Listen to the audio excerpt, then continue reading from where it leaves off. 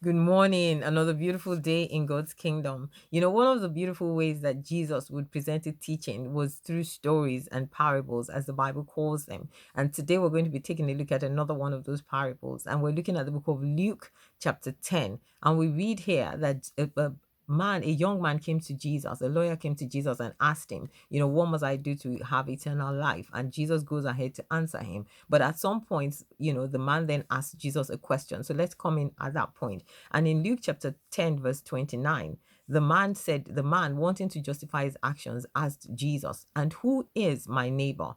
And then Jesus replied with a story and said, "A Jewish man was traveling from Jerusalem down to Jericho, and he was attacked by bandits. They stripped him of his clothes, beat him up, and left him half dead beside the road.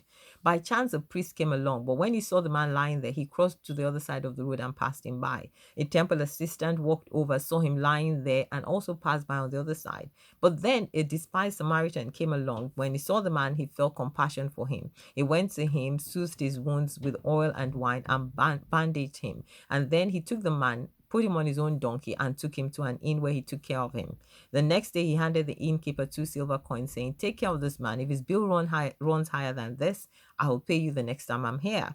Now, which of these three would you say was the neighbor to the man who was attacked by bandits?" Jesus asked the people that were listening. And the man replies, "The one who showed him mercy." Jesus said, "Now go and do the same." You see, the Bible is very careful to tell us. And I think that, of course, there's so many lessons to learn from here. But one of the things I want to ask is why, I wonder at is why do you think the Samaritan, was the one that showed him mercy? That Samaritan was a person that was despised. The average Jew would have nothing to do with the Samaritan, but he was the one that took his time and took this man and took care of him. And I think the reason is because the Samaritan himself knew what it was like to be abandoned. He knew what it was like to be despised. He knew what it was like, to have people, think nothing or little of you. And so it was quote unquote easy, for him to come to this man and have compassion on him. And that is because, for every one of us, we've been through pain before, we've been through things that are unpleasant. So when we see somebody who's going through the same thing, let's stretch out a hand, reach out to that person,